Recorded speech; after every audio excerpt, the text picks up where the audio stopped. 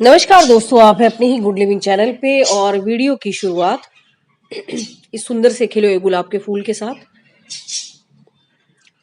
तो देखिए कितना सुंदर कलर है इसका। और दोस्तों रोज पे मैंने बहुत सारी वीडियो बना भी रखी हैं और रोज सबका इतना फेवरेट है कि ज्यादा से ज्यादा कमेंट है ना, वो रोज पे ही आते हैं। और बिल्कुल दोस्तों, एक परफेक्ट मौसम चल रहा है रोज के लगाने का। तो जो अपने चैनल से नए नए लोग जुड़ रहे हैं, शायद उन्होंने वो पुरानी वीडियो नहीं देखी। जो पुराने जुड़े हुए हैं उनको तो खूब अच्छे से रोज लगाने आ गए हैं और सारी की सारी बातें जो रोज के बारे में है वो पता भी लग गई हैं। तो बहुत ज्यादा कमेंट दोस्तों मेरे पास रोज के ही आते हैं, चाहे वो चैनल पे आते हो या व्हाट्सएप पे आते हो, या जो लोग अपनी वीडियो शेयर करते हैं मेरे साथ व्हाट्सएप पे, वो ज्यादातर रोज के बारे में ही होती है। क्योंकि जो लोग शौक करके रोज को लाते हैं दोस्तों, कलर चॉइस करके नर्सरी से, और वो लगाते हैं खराब हो जाता है, तो बहुत दुख वाली बात है। तो बस आज थोड़ा सा रोज के बारे में ही जान लेंगे। तो सबसे पहले दोस्तों, रोज जो है वो एक फ्लावरिंग श्रब है। श्रब मतलब झाड़ी नुमा पौधा जिसको बोलते हैं। और जो ये वर्ड है रोज आया है लैटिन वर्ड से, रोजा से। तो बहुत सारे डिफरेंट कलर्स में आता है ये। और जो दोस्तों रोज है वो बिलोंग करते हैं रोजाशिया फैमिली से। तो बहुत सारे पार्ट से आता है ये वर्ल्ड के, नॉर्थ अमेरिका से, यूरोप से, नॉर्थ वेस्ट अफ्रीका से, एशिया से, ओशियानिया से। तो कम से कम 100 से भी ज़्यादा स्पीसीज हैं इसकी रोज़ की। बहुत अलग अलग वैरायटीज़ में, बहुत डिफरेंट डिफरेंट शेड्स में आने लग गए अब तो। और बिल्कुल दोस्तों, ये जो मौसम चल रहा है, किसी मेरे भाई बहन को और प्लांट का नाम पता ना हो पता हो, लेकिन रोज जब वो नर्सरी में देखते हैं तो बिल्कुल इतने सुंदर कलर में आए हुए हैं आजकल। तो बिल्कुल मन करता है कि बस ये तो हमारे घर में होना ही चाहिए। लेकिन जहाँ हम नर्सरी से लेके आते हैं वहां पे बहुत सुंदर फूल खिले होते हैं, लेकिन घर आने के बाद वो फूल झड़ता भी है और हमें वो वाली ग्रोथ नहीं दिखाई देती जैसी कि ग्रोथ देख के हम नर्सरी से लाते हैं। तो दोस्तों बहुत छोटी छोटी सी बारीक सी बातें हैं रोज के बारे में। सबसे पहले तो दोस्तों यही जान लो, रोज एक बहुत सेंसिटिव प्लांट है। बहुत सेंसिटिव मतलब बहुत ज्यादा सेंसिटिव का मतलब होता है, वो सेंसिटिव वो प्लांट होते हैं दोस्तों जिनके लिए आपको टची होने की जरूरत होती है।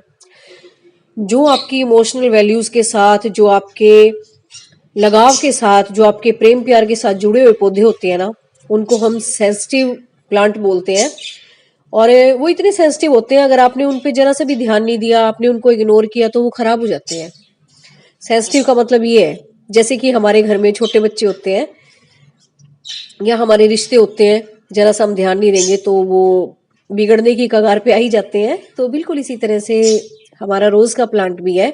तो बिल्कुल दोस्तों, जब भी आप रोज लाएं, चाहे वो देसी हो चाहे इंग्लिश हो, बिल्कुल उसके साथ कनेक्टेड रहें, रोज उसको देखें, उसकी केयर करें, उसको प्यार करें। तो बिल्कुल आपके इतने सुंदर सुंदर रोज के प्लांट खिलेंगे भी और लगेंगे भी। और कुछ लोग तो दोस्तों, मैं कभी किसी के घर जाती हूँ, वो तो लोग बिल्कुल भी ध्यान नहीं देते इस पे, खाद वगैरह पे, इन पे। तो उनके फिर भी रोज इतने अच्छे चलते हैं। बस वो क्या करते हैं, उसको प्यार करते हैं, टाइम से पानी वगैरह देते हैं, और जो लगाने का तरीका है, जितनी उसको सनलाइट चाहिए, जितनी शेड चाहिए, जितने टाइम की धूप चाहिए, बस इन्हीं बातों का ध्यान रखा हुआ उन्होंने, और उनके बहुत अच्छे से रोज खिलते हैं। और सबसे बड़ी बात दोस्तों, इसकी लगातार अगर आप टाइमली प्रूनिंग करते रहे तो आपके बहुत सुंदर से प्लांट तैयार होते हैं और नई नई सी स्टेम्स निकलती है सुंदर सुंदर, उस पे बर्ड्स बनते हैं। तो बस मेन तो यही होता है इसका तरीका जानने का। लेकिन अगर आपने इतने सुंदर बड़े बड़े रोज खिलाने हैं तो दोस्तों सबसे पहले आपको इसकी सोयल तैयार करनी होगी। आप किसी पुरानी वीडियो को भी देखोगे, किसी की भी, जो कि जो कंट्रीज है ना, इनकी जो मेन कंट्रीज है जहां से बिलोंग करता है, उन लोगों के लगाने का तरीका बताती हूँ। तो मैं वैसे अपनी सोयल तैयार करती हूँ हर प्लांट के लिए। तो वो लोग क्या करते हैं, सबसे पहले तो बड़ा सा गड्ढा खोदेंगे, क्योंकि वहां का नेटिव है प्लांट। और रोज दोस्तों इतने सुंदर प्लांट है कि कोई भी हो, किसी भी वर्ल्ड में कोई भी रहने वाला बंदा हो, उसको रोज पसंद आते ही आते हैं। और कुछ जगह का तो बिल्कुल ये आम पौधा है, जैसे हम अपने यहाँ बोगनविला वगैरह लगाते हैं इस तरह से, तो उनके वहां गुलाब लगे होते हैं। लेकिन एक तरीका है लगाने का, इसको दोस्तों डिकम्पोज चीजें होती है ना, जो सड़ी गली चीजें होती है, वो बड़ी पसंद है। तो वो सबसे बड़ा फूड है इसका। तो वो लोग क्या करेंगे, सबसे पहले बड़ा सा गड्ढा खोदेंगे, जमीनों में ही लगाते हैं वो, जैसे हम बेल लगाते हैं अपनी ये, और खूब सारा उसमें ये मतलब एनिमल वेस्ट वगैरह, पत्तियों की खाद वगैरह सारा उसको भर देंगे और फिर इस रोज के प्लांट को लगाएंगे। तो मेरा भी यही तरीका है लगाने का। पीछे मेरे बैकयार्ड में नीम का पेड़ है, आम का पेड़ है, तो वहां से पत्तियां गिरती रहती हैं सूखी हुई, तो मैं इकट्ठी करती रहती हूँ। तो जब भी मैं कोई नया गमला बनाती हूँ, ड्रेनेज होल चेक करके सबसे पहले पूरा का पूरा अपना गमला ना उन पत्तियों से भर लेती हूँ बिल्कुल। नीम की पत्ती एक नेचुरल दोस्तों फंजीसाइड का भी काम करती है, इंसेक्टिसाइड का भी काम करेंगी, और एंटीबैक्टीरियल भी है वो। और ये दूसरा दोस्तों सबसे बड़ी बात कि वो खाद तो आपकी बननी बननी है डिकम्पोज होके नीचे नीचे, फिर आपको अलग से देने की जरूरत भी नहीं पड़ेगी।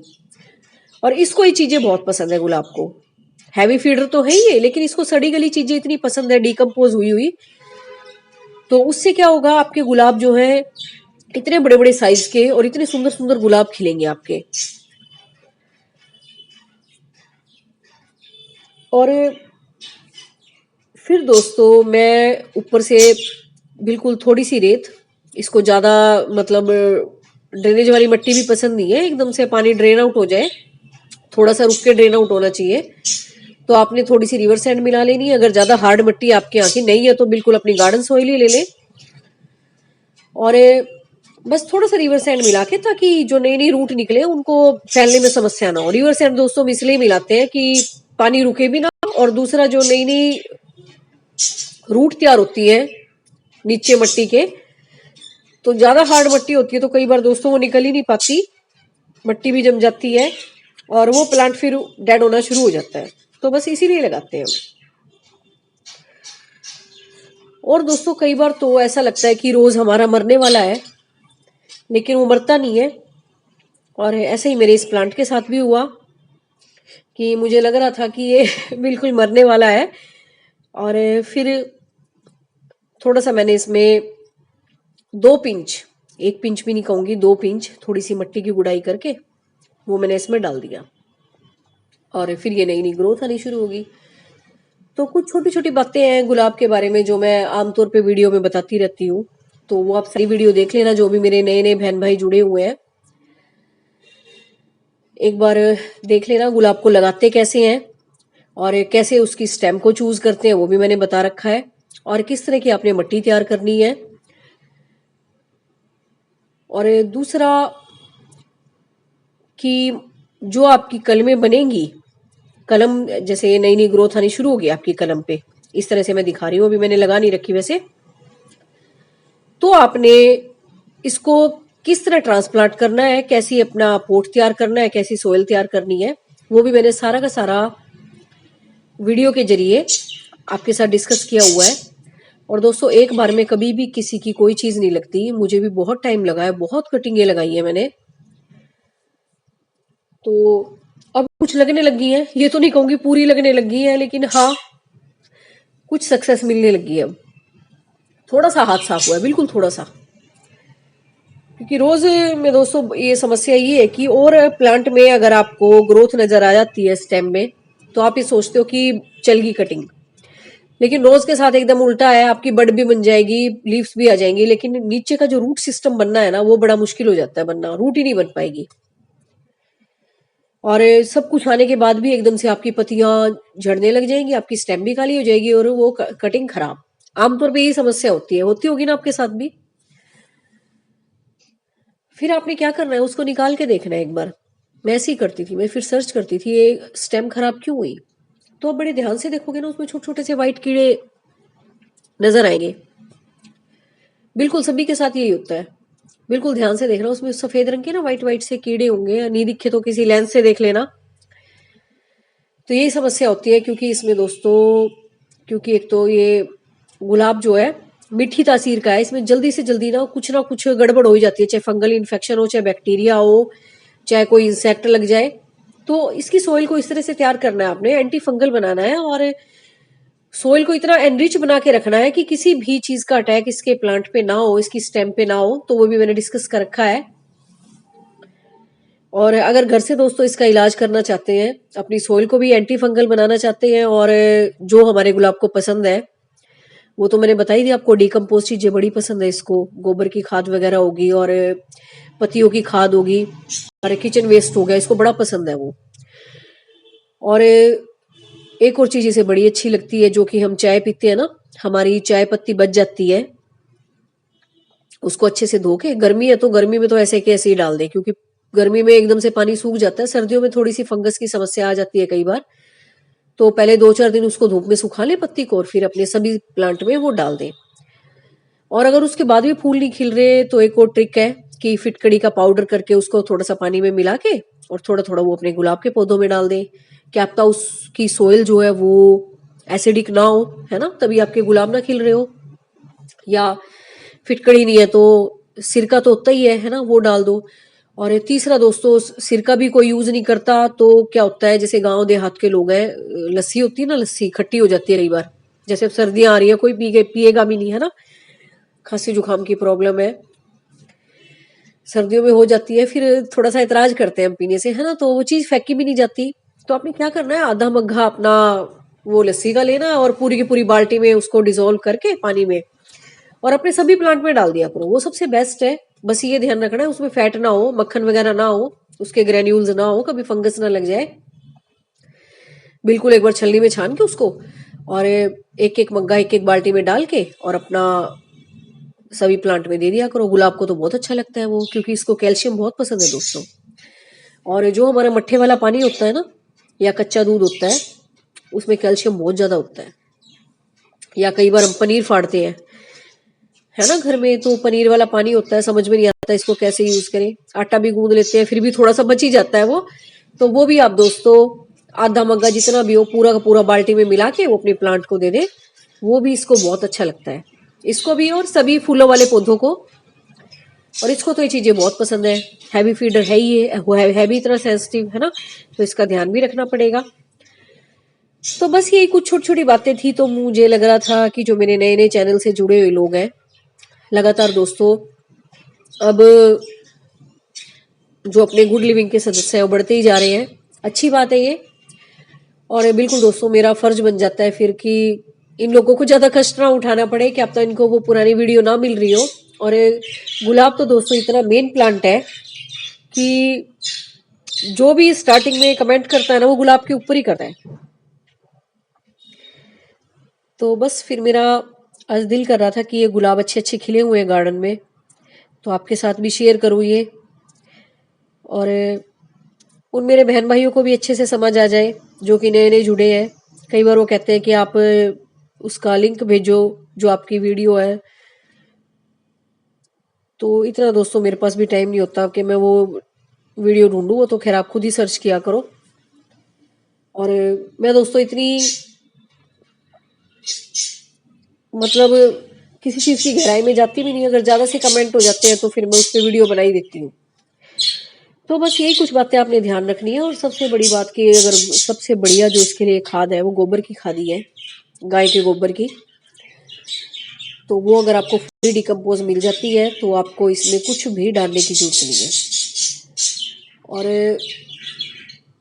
अब आप कहोगे कि हमारे आसपास कोई भी डेयरी नहीं है, कुछ नहीं है, तो फिर आपने अपना इनऑर्गेनिक तरीका अपनाना है।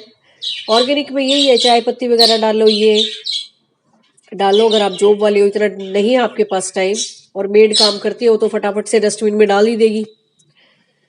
फिर आपने डीएपी मंगा के रखना है, और हर 15 से 20 दिन में, जैसे अब सर्दियों का टाइम चल रहा है, 2-4 दाने अपने गुलाब के पौधों में डाल दिया करो। तो इससे भी जो मतलब पूर्ति सी आपके गुलाब की वो हो जाएगी। इतना ध्यान तो नहीं रख पाओगे जितना कि जो घर में रहने वाले लोग करते हैं, लेकिन हाँ फिर भी आपके गुलाब पे बहुत सुंदर फूल आएंगे, और जो उसकी ग्रोथ है वो काफी अच्छे से होगी। रूट सिस्टम जो उसका या फ्लावर बनने का जो इसका तरीका है वो काफी अच्छे से डेवलप होगा। और इस तरह से नई नई स्टेम्स भी आपके गुलाब पे आपको दिखने लग जाएंगी, अगर आप डीएपी के दाने 2-4 दाने 15-20 दिन में डाल देते हो, तो आपको लगेगा कि हाँ वाकई में मेरा गुलाब अच्छा चल रहा है। तो बस ये कुछ बातें ध्यान रखनी है, सारा कुछ डाल के भी अगर नहीं गुलाब आ रहे तो मैंने बता ही दिया आपको, उसकी मिट्टी को थोड़ा सा एसिडिक बना लो। तो बस यही छोटी छोटी बातें थी दोस्तों गुलाब के बारे में। और इस वक्त तो दोस्तों बढ़िया मौसम चल रहा है कि आप गुलाब लाओ, लगाओ, और फिर उसको गर्मियों में थोड़ा सा दिक्कत आएगी। इसको गर्मी वाला पौधा है नहीं, है गर्मियों वाले इलाके से दोस्तों बिलोंग भी नहीं करता है। ये पेरिनियल, लेकिन गर्मियों में इसको थोड़ा सा आपने सेव करके रखना होता है, बचाना होता है। जब वो लू वाली गर्मी हमारे इधर इलाकों में पड़ती है, जो ठंडे इलाकों वाले लोग हैं उनको कोई समस्या नहीं होती। वो तो दोस्तों सारा साल सुंदर सुंदर गुलाब भी लेते रहते हैं, अलग अलग ग्राफ्ट कर करके उसकी कलर भी चढ़ाते रहते हैं। और एक एक प्लांट पे दोस्तों उनके कई कई कलर भी आते हैं, और ग्राफ्टिंग में भी उनको कोई दिक्कत नहीं आती। बड़ी आराम से वो हल्की सी एक स्टेम में जो मेन स्टेम देंगे और दूसरे कलर की स्टेम को उससे अटैच कर देंगे टेप से, बस होगी ग्राफ्टिंग। तो हमारे जैसे जो गर्म इलाकों वाले लोग हैं उनको थोड़ा सा ग्राफ्ट करना मुश्किल हो जाता है। तो ठंड में दोस्तों वैसे भी इतना ज्यादा इन्फेक्शन नहीं होता, और जो एक मॉइस्चर लेवल है वो भी बना रहता है स्टेम में, दोनों स्टेम में, जो आपने चढ़ाई है वो भी और जो प्रॉपर प्लांट है वो भी। तो बिल्कुल। और ये टाइम दोस्तों रोज की ग्राफ्टिंग का भी है। अगर आपने एक प्लांट पे दूसरा प्लांट का कलर चढ़ाना है तो वो भी अपना एक्सपेरिमेंट करके देख लो, है ना। तो छोटे छोटे काम करते रहा करो गार्डनिंग के, अच्छे लगते हैं। जो मुझे दोस्तों बातें ध्यान आई मैंने आपके साथ शेयर की, लगता है ऑलमोस्ट कर ही दी होंगी। छोटी छोटी जो बातें थी, वैसे बहुत डीप का टॉपिक है दोस्तों ये। रोज के ऊपर बहुत साइंटिस्ट बैठे होते हैं, रिसर्च कर रहे होते हैं, एक बहुत ही वास्ट टॉपिक है ये। लेकिन जो छोटी छोटी बातें चलो हम घरेलू तौर पे कर सकते हैं वो तो हमें करनी चाहिए, है ना, ताकि हमारे जो प्लांट है वो भी सुंदर बने रहे और जो हमारा शौक है वो भी बना रहे अपने छोटे छोटे से घर के तरीकों से यूज कर करके। तो बस मेरा मकसद यही है कि हमारे प्लांट लगाने का शौक खत्म ना हो, और दूसरा हमारे गार्डन में भी इतने सुंदर सुंदर फूल खिले जैसे कि आपको दिखाई दे रहे हैं। और बिल्कुल आप अब बिल्कुल आराम से नर्सरी से लाओ, प्लांट को लगाओ, और जो जो बातें मैंने बताई है वो ध्यान रखो। और जब भी नया प्लांट लाके लगाओ, थोड़ा सा काली मिर्च का पाउडर डाल के, हल्दी पाउडर डाल के, या दालचीनी का पाउडर डाल के, ये सारी चीजें डाल के, और थोड़ा सा खाद वगैरह अगर मिल जाती है, चाहे पत्तियों की हो चाहे कंपोस्ट हो, चाहे आपने अपने घर की चाय पत्ती से तैयार की हो, तो वो डाल के अगर आप प्लांट लगाओगे तो आपके बहुत सुंदर प्लांट लगेंगे भी, और जल्दी से उनका रूट सिस्टम जो है वो बढ़िया से बनना शुरू हो जाएगा और नई नई स्टेम्स निकलेंगी। और जो दोस्तों सबसे मेन बात है कि जैसे ही आपका ये फूल जो मैं दिखा रही हूँ, अब ये खिला है तो सूखेगा भी। तो जब ये सूखने पे आए तो फटाफट से इसको, जैसे मैंने 2-4 दिन पहले वीडियो में बताया था कैसे आपने प्रूनिंग करनी है इसकी, तो बस उस तरीके से इनकी हल्की हल्की प्रूनिंग करते रहा करो, तो नई नई बर्ड्स निकलेंगी और भी नए नए फूल खिलेंगे। तो पुराने फूल को, चाहे वो देसी गुलाब हो चाहे वो इंग्लिश है, हाइब्रिड है, जैसा भी है, उसको लगे ना रह दिया करो, देखते रहा करो कि कौन सा फूल सूख गया। जितना ध्यान देके आप अपने प्लांट को लगाओगे और सूखे हुए फूल को हटाओगे, चाहे वो किसी भी फूल वाले पौधे पे लगे हुए हैं, चाहे क्रिसेंथेमम हो गए अपने या कोई भी प्लांट हुआ, तो पिंचिंग बहुत जरूरी है दोस्तों। पेटूनिया हो गए, ये क्रिसेंथेमम हो गए, गुलाब हो गए, जितनी बढ़िया से आप इनकी पिंचिंग करते रहोगे ना, तो उतनी नई नई बर्ड्स बनेंगे और उतने सुंदर सुंदर फूल खिलेंगे। और अब तो सीजन ही इन फूलों का चल रहा है, सारा मार्च अप्रैल तक यही राज करेंगे अब तो, है ना। तो बिल्कुल बेझिझक होके अब इसको लाओ, लगाओ, और जैसा मैंने तरीका बताया आपको लगा लो, और पुरानी वीडियो मिल जाती है तो वो देख लो एक बार। तो उम्मीद है दोस्तों आज का टॉपिक भी अच्छा लगा होगा आपको, और मेरे ख्याल से रोज की जितनी भी अच्छी अच्छी बातें मैंने शेयर कर दी होंगी, बहुत सारी रह भी गई होंगी,